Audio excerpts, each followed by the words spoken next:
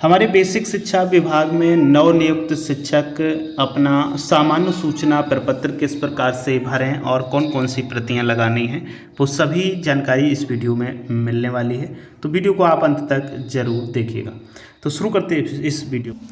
Hello शिक्षक साथियों, नमस्कार। डेली ग्रो यूट्यूब चैनल में आपका एक बार फिर से स्वागत है। आज मेरे पास एक सामान्य सूचना प्रपत्र है जो हमारे एक नए शिक्षक महोदय ने भेजा हुआ है, और ये किस प्रकार से भरना है हम लोग देखेंगे, डिटेल में देखेंगे। तो इसके लिए क्या क्या जानकारी आपको चाहिए होगी, तब आपका ये कंप्लीट होगा। तो पूरा ये विवरण ज़रूर देखिएगा, ये वीडियो पूरा देखिएगा, तभी आप इसको पूरा फिल कर सकते हैं। क्योंकि जो हमारे नए शिक्षक साथी हैं उन्हें सामान्य सूचना प्रपत्र भरना अति आवश्यक होता है। तो जो भी आप या आपका जो भी प्रपत्र है, ये सूचना प्रपत्र, इसमें जो सामान्य जानकारी ली जाती है वो हमें भरनी है। तो शुरू करते हैं। सबसे पहले देखते हैं पहला पॉइंट इसमें क्या है। तो पहला पॉइंट में नाम है। सबसे पहले हिंदी में, बस इस चीज़ को ध्यान रखना है, आपका हिंदी में सही नाम यहाँ पर अंकित कर दें, और उसके बाद में इंग्लिश में आप अपना नाम यहाँ पर अंकित कर दें। उससे पहले जो ऊपर आप पॉइंट देख पा रहे होंगे, उससे पहले भी एक एंट्री करनी है यहाँ पर, शासनादेश संख्या।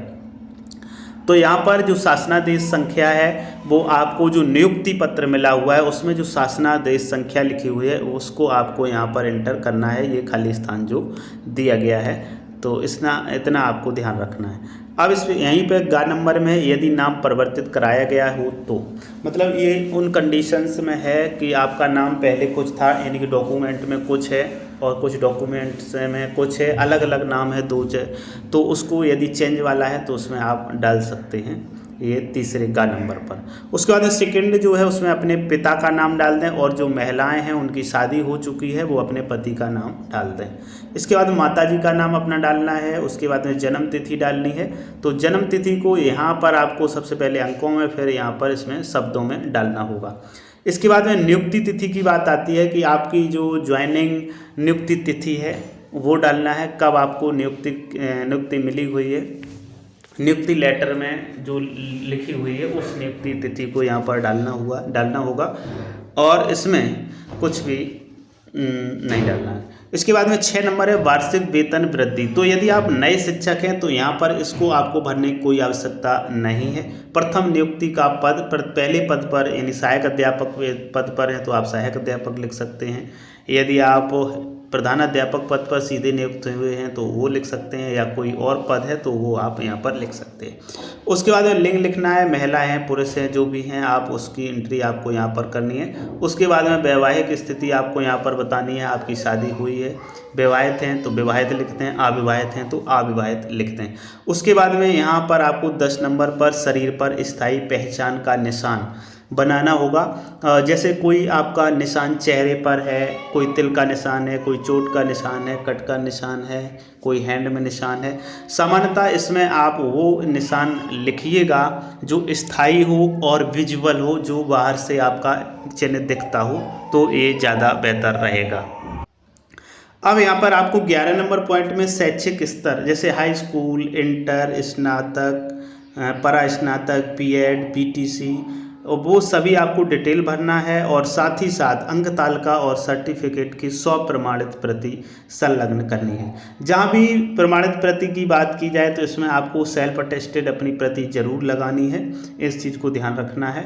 और इसके बाद में यहाँ पर शैक्षिक योग्यता, प्रशैक्षिक योग्यता, उत्तीर्ण परीक्षा, ये डिटेल आपको भरना है। जैसे हाई स्कूल है उसका अनुक्रमांक भरना है, वर्ष भरना है, इंटर, स्नातक, परा स्नातक और अन्य में आप जैसे बीटीसी आपने किया है या बीएड किया हुआ है उसको डाल सकते हैं।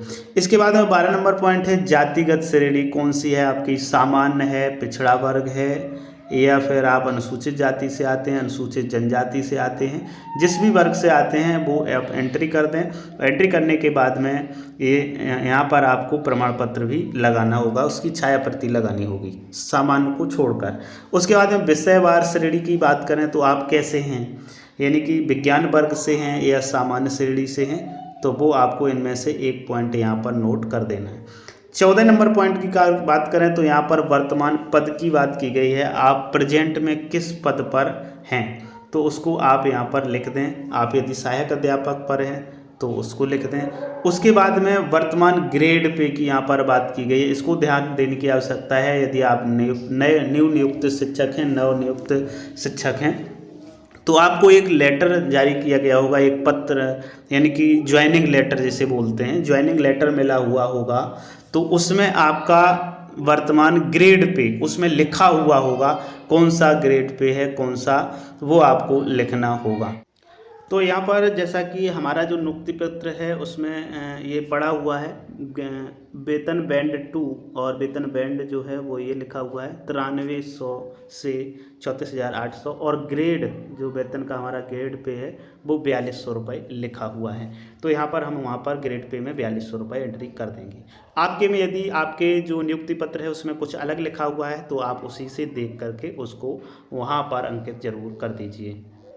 तो ये जो इन्फॉर्मेशन थी ये आपकी 15 नंबर की, यानी कि वर्तमान ग्रेड पे की बात थी, तो हम यहाँ पर 4200 रुपये एंट्री कर देंगे। इसके बाद में 16 नंबर पॉइंट है प्रशिक्षित अप्रशिक्षित। तो यदि आप प्रशिक्षित यानी कि ट्रेंड टीचर हैं तो आप प्रशिक्षित लिख दीजिएगा, और प्रशिक्षण पूर्ण करने की तिथि, आपने प्रशिक्षण को कब कंप्लीट किया है, बीएड कब कंप्लीट किया है, बीटीसी कब कंप्लीट किया है, वो तारीख यहाँ पर लिखनी है। उसके बाद में 17 नंबर है विकलांग भत्ता की स्थिति, स्वप्रमाणित प्रमाण पत्र अगर आप विकलांग हैं तो लगेगा। परिवार नियोजन भत्ता की स्थिति यदि आपको मिल रहा है तो उसकी प्रति लगेगी, अन्यथा की स्थिति में कुछ नहीं यहाँ पर आपको करना है। उसके बाद में 19 नंबर पर बैंक का नाम, बैंक की शाखा, तो यहाँ पर बैंक का नाम भरना है, यहाँ बैंक की शाखा भरनी है जिसमें आप अपना पेमेंट चाह रहे हैं। कुछ जनपदों में बैंकों को चिन्हित किया गया है कि उन्हीं बैंकों में आपको अकाउंट ओपन करवाना है और वही लगेंगे। यदि आपकी ज़िला में पता आप जरूर कर लें अपने बीआरसी पर, ब्लॉक संसाधन केंद्र पर, कि किस बैंक का अकाउंट लगेगा, तो उसमें आप अपना अकाउंट एक खुलवा लीजिएगा, सेविंग अकाउंट, वेतन अकाउंट बनवा लें वहाँ से। और उसके बाद में नेक्स्ट जो इसी में पॉइंट है वो है बैंक खाता संख्या, IFSC कोड लिखनी है, CVS संख्या लिखनी है, पासबुक की 100 प्रमाणित प्रति यहीं पर आपको एंटर करनी होगी। उसके बाद में GPF खाता संख्या अगर कोई है आप तो उसको एंटर कर सकते हैं। GPF का मतलब है पेंशन अकाउंट, वो शायद नए शिक्षकों के लिए कुछ भी नहीं है तो इसको आपको नहीं भरना है। नई पेंशन स्कीम का खाता संख्या, अगर NPS आपका बन चुका है, NPS अकाउंट ओपन हो चुका है तो आप वो दे सकते हैं, यदि नहीं हुआ है तो इसको आप छोड़ सकते हैं। उसके बाद में बात है 23 नंबर पर, यानी कि 23, और जो 23 नंबर है इम्पोर्टेंट पॉइंट है, इसको देखना है। वेतन का विवरण यहाँ पर, जैसे कि हमने अपना जो दिखाया ग्रेड पे, तो ग्रेड पे हमारा जो अभी आपने देखा, मैंने नियुक्ति पत्र में दिखाया, तो वहाँ पर 4200 रुपये है। अब बेसिक पे की बात अगर की जाए तो बेसिक पे में जो ग्रेड पे यानी कि 4200 और प्लस 9300 बैंड पे का जो वेतन स्टार्टिंग वाला होता है 9300, इसको जोड़ करके यहाँ पर आपको 2 नंबर में भरना है। ये व्यक्तिगत पे और अन्य पे में आप कुछ भी यहाँ पर नहीं डालिएगा। महंगाई भत्ता यदि मिल रहा है, वैसे यहाँ पर महंगाई भत्ता में भी आपको HRA जो नए नियुक्त शिक्षक हैं उनको कितना मिलता है वो अपनी जानकारी वहीं से कर लीजिएगा, उसको एंटर कर दीजिएगा। बकाया मेरे ख्याल से इसमें कुछ भी आपको नहीं भरना होगा। यदि कोई भत्ता आपको मिल रहा है जो मेरी जानकारी में ना हो उसको आप भर सकते हैं। ये काफ़ी पॉइंट्स और काफ़ी ये दिए गए हैं। इसके बाद सरकार का पेंशनरी अंशदान, ये कुछ भी अभी नहीं भरना है। कटौती, ये जो समूह हैं, सामूहिक कटौती से संबंधित बीमा है, कटौतियों का विवरण, सामूहिक बीमा कटौती, GPF, आयकर, तो इनको आप छोड़ दीजिएगा क्योंकि ये अभी आप पर लागू नहीं होंगे यदि आप नवनियुक्त शिक्षक हैं। GPF, अग्रिम कटौती, ये सभी आपको छोड़ने, फिलहाल अभी कुछ भी यहाँ पर नहीं करना है, ये ऐसे ही आप छोड़ सकते हैं। और उसके बाद में यहाँ पर एक और पृष्ठ आ जाता है और यहाँ पर आपको क्या क्या भरना है उसको देखना है। सबसे पहले मोबाइल नंबर, ईमेल आईडी जरूर भर दें, मूल निवासी कहाँ के हैं वो भर दें, स्थायी पता दोनों जगह, स्थानीय पता और स्थायी पता, यानी कि स्थायी पता और पत्र व्यवहार का पता, स्थानीय पता, ये दोनों जरूर भरें। उसके बाद में पैन नंबर यहाँ पर बहुत ही मस्ट है, इसको भी आप भरिएगा। और साथ ही साथ पैन कार्ड की प्रतिलिपि काट कर चिपकाएँ। पैन कार्ड लें आप, उसकी एक फ़ोटोकॉपी करवाएं और उस फोटोकॉपी से उतना फिक्स काटने के बाद में यहाँ पर आप अपनी पैन कार्ड की प्रति को जरूर चस्पा कर दें। काटने के बाद में फिक्स यहाँ पर चिपका दें, चस्पा कर दें। उसके बाद नेक्स्ट है पति पत्नी का वर्तमान सरकारी सेवा में स्तर दोनों द्वारा आवास भत्ता लेना, तो इससे संबंधित है रसीद किराया। इसमें आपको कुछ नहीं अभी एंट्री कर देना है, कुछ भी एंट्री ना करें।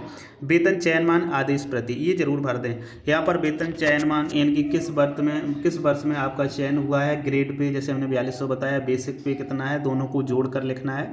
और उसके बाद में प्रोन्नत वाला, तो जो यानी कि नए नियुक्त शिक्षक हैं उनके लिए ये पॉइंट बिल्कुल भी नहीं है, क्योंकि यहाँ पर प्रोन्नत की बात की गई है। तो यहाँ पर जो प्रोन्नत वेतनमान उनका भरा जाएगा जिनका प्रमोशन हो चुका है, या प्रथम प्रोन्नत वही सेम स्थिति है, वही भरेंगे जिनको प्रमोशन हो चुका है। आगे देखते हैं आगे और क्या इसमें भरना होगा आपको जो आवश्यक है। द्वितीय प्रोन्नति ये भी आपको नहीं भरनी है, क्योंकि ये सिर्फ प्रमोशन वालों के लिए ही है। उसके बाद 31 मार्च की जीपीएफ इसको भी नहीं भरना है, और जमा किया गया आयकर इसको भी नहीं भरना है। अवकाश विवरण इसको भी अभी आपको नहीं भरना है, क्योंकि शायद आपने चिकित्सा अवकाश नहीं लिया होगा, मातृत्व अवकाश नहीं लिया होगा, शिशु देखभाल अवकाश नहीं लिया होगा, असाधारण अवकाश नहीं लिया होगा। यदि लिया हो तो आप एंट्री जरूर कर दीजिएगा। और उसके बाद में वेतन रोक विवरण, यदि आपके ऊपर कोई कार्रवाई हुई है तो उसका डिटेल आप यहाँ से भर सकते हैं। मेरे ख्याल से अभी आप नवनियुक्त हैं तो यहाँ पर कोई ऐसी भरने की आवश्यकता है नहीं। उसके बाद में प्रमाणित किया जाता है, आपको प्रमाणित करना है। यहाँ पर आपको डेट डालनी है, यहाँ पर हस्ताक्षर करने, यहाँ पर नाम, यहाँ पदनाम, यहाँ पर अपना एड्रेस डाल देना है। तो इस प्रकार से आप बहुत ही आसानी से इस सामान्य सूचना प्रपत्र को भर सकते हैं। और यहाँ पर फ़ोटो लगाना बिल्कुल भी ना भूलें। यदि मैंने पहले ना बताया हो तो बता दूं, अपनी फ़ोटो ज़रूर लेटेस्ट फ़ोटो लगाएं, लेटेस्ट। इसके बाद मैं उम्मीद करता हूं ये आप भर पाएंगे, भरने में सक्षम हो पाएंगे। यदि फिर भी कोई समस्या रहती है तो आप हमें कमेंट ज़रूर करिएगा।